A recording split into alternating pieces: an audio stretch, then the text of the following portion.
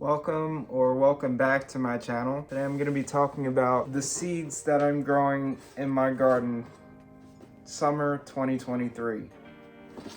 Get some coffee, some tea, because I won't be shutting up. This may take a minute. I'm going to start off with my cool weather seeds in no particular order. I have some carrots. These are likely one of the first things that I will plant. I already have planted some, but it's supposed to snow next week and be a relatively cold March. So I'm gonna hold off for another 2, maybe 3 weeks with these. They're called New Kuroda. They looked good, they got good reviews, and I haven't been so successful with carrots in the past, so I'm hoping these will change my luck. Next carrot I'm growing is the Danvers 126 carrot, and this received a lot of good reviews on Baker Creek and elsewhere, but I can't argue with Baker Creek's free shipping and decent seed pack prices, so most of my seeds are going to be from Baker Creek. Again, just look really good, a nice thick carrot, because I want to make a lot of soup, so let's hope I get a nice harvest for the first time. These are one that I already planted. They're called Uzbek golden carrots, and I tried some last year. I didn't get the greatest harvest, but that was probably because I didn't know what I was doing really, and it was the summer.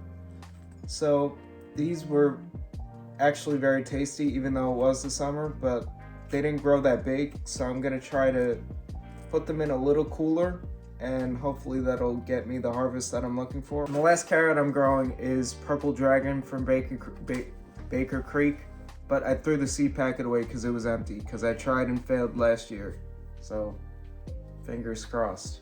Next I'm gonna tell you about my peas. I got this simply because the name was funny, Sugar Daddy. Looks like a good sugar snap pea. These you could put in really as soon as the ground is workable, but tonight is gonna get down to 19, I think, and looks like a cold 2-3 weeks ahead of us, so I'll probably plant late March.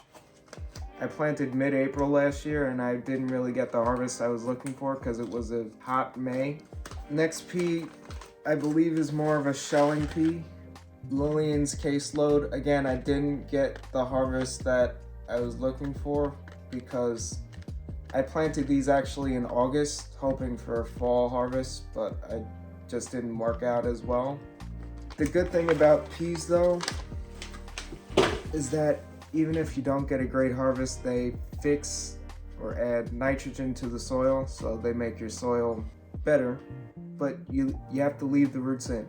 When the plant dies, as tempting as it is to just rip the whole thing out, just cut it at the base and leave the roots in. The next and final pea that I have is Green Beauty. These are supposed to be very big, 5 to 8 inches long. Again, I tried these last year. Didn't really work out, but we're gonna try it again and see how it goes. Planning on pulling out all of my peas by June because I see no point. They're just gonna slow down and I can put something much more productive there. Because again, I don't have acres and acres of land to play with. I have a corner in my backyard. Now we're gonna talk about radishes. This is my favorite radish. Super productive, super tasty. I still have them in my fridge. Daikon. I harvested one, I believe, Christmas Day, and it's still in my fridge. Ate one last week, super crispy, sweet, not bitter, just a great radish. So these will go out probably with the peas in about 2 weeks. Next, French breakfast radish. I didn't have that much success with these because I just planted them at the wrong time. When you plant radishes when it's too hot, they'll just grow leaves and not the bulbs. They're edible, but they're not what I'm looking for. Another reason why I love Baker Creek, I'm not sponsored by them obviously because I have 2 subscribers.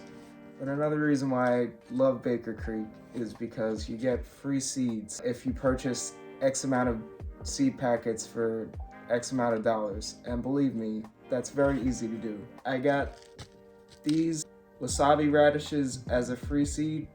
I really like spicy food and I really like radishes, so I'm excited to plant a lot of these. Next I'm gonna get into my brassicas, so my kales, my cabbages, those types of things. Red Russian kale. This was great.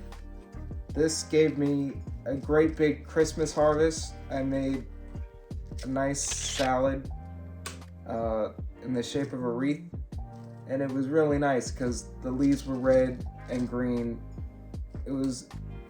I dream of that salad. Next I have Scarlet kale. The aphids loved this one, so I'm gonna try it again, but I'm not going crazy. But it's a great color, so yeah. Next I have lacinato kale, or dino kale. Great for soups. I grew a lot of it last spring. It was a great harvest. I made a big soup with cannellini beans and Calabrian chilies. Very good. Excited for these. And all of these things I already have growing under shop lights actually. That'll be another video, so stay tuned for that. Don't go out and buy expensive grow lights that do the same thing as cheap shop lights that you could get for $20, $25 each. Next I have a hybrid Chinese cabbage called Minuet from Johnny's Seeds. There's nothing wrong with planting hybrids. Hybrids are a cross. It's nothing controversial. I wanted a smaller cabbage that was ready quicker. Should be ready to harvest in 48 days. So I plan on making some quick kimchi with this quick cabbage. And it's really looking good. The seedlings are nice and healthy already. Next I have some Asian greens. Winter choy, I'm probably gonna plant them this weekend. You could apparently grow them in the snow, and it's supposed to snow this week, so I'm gonna try it out. Again, I planted these at the wrong time of year last year. Just have to learn when to plant these things, because there's no point in trying to get something to grow when it's not gonna want to grow. Another free seed from Baker Creek, gotta love it. Tiny bok choy, extra dwarf. So these should be very quick again, and I love bok choy in soups, stir fry, whatever. Tatsoi as well, which again, I planted at the wrong time of year. Now is the time, not in August, because it won't grow. Now or like October, maybe late September is the time to plant these seeds. I'm only gonna grow 1 or 2 of these plants. Romanesco, cauliflower, or broccoli. Some consider it broccoli, some cauliflower. Looks cool. Didn't work out for me last year, but I'm excited to try again. Next I have 2 small types of broccoli. Broccoli rabe, one of my dad's favorite vegetables, and Chinese broccoli, because I don't have the patience to grow a full head of broccoli to harvest and be one and done, you know? Next I have Kohlrabi. I'm excited about these. I harvested these around Christmas with a bunch of other cold weather crops when that 3-degree freeze was coming. It was great. It was great raw in a slaw. That's a rhyme. And it was also great cooked down in a soup. Kind of has a sweet broccoli, cabbage meets turnip sort of flavor. It's great. And it kind of looks like from another planet, so that's fun. Next I have beets. I'm not gonna go crazy with beets this year because I really didn't get that great of a harvest last year, but I'm excited for these bull's blood beets because both the leaves and the roots are a deep red. Along the same lines, Swiss chard. Swiss chard and beets are actually the same species, just the beets are bred more for their roots while the Swiss chard have stronger leaves, if I understood what I read a few weeks ago correctly. I have one more somewhere. I have a green chard. And these are great cool and hot weather plants actually. And great in a stir fry, great replacement to spinach. I'm not gonna even try to grow spinach because it'll just bolt if the temperature gets above like 75 or 80. The other cabbage that I'm trying is premium late flat Dutch. I bought these last year. I didn't get a harvest. I tried to plant them in the fall, but I think I was too late. The seedlings kind of look, I kind of let them get a little leggy, which is my fault. I'm gonna fertilize them with some organic fish fertilizer and see if they come back, but I'm not holding my breath over that one. I might just buy transplants for cabbage, which would not be the end of the world. I have this big Thousandhead kale. Big. It did not work out last year, but we're gonna try again. Pretty cold and heat tolerant as well. I'm gonna go outside tomorrow and sprinkle some arugula seeds. Just great, quick growing, cool crop. And it's ready relatively quickly. Okay, now we'll talk about alliums. First I have this giant leek, which again, I planted too late. This whole video is just me messing up. I planted this too late. It's gonna need a long time, so I'm starting it now. The seedlings look good, so I'm excited. Next I have some purple bunching onions. The seed packet was on sale and it looked pretty cool, so I bought it. Finally, regular bunching onions somewhere here. Now turnip. I don't really eat turnips that much. I play Animal Crossing, so I want to grow some turnips to get the bells in. Next, lettuce.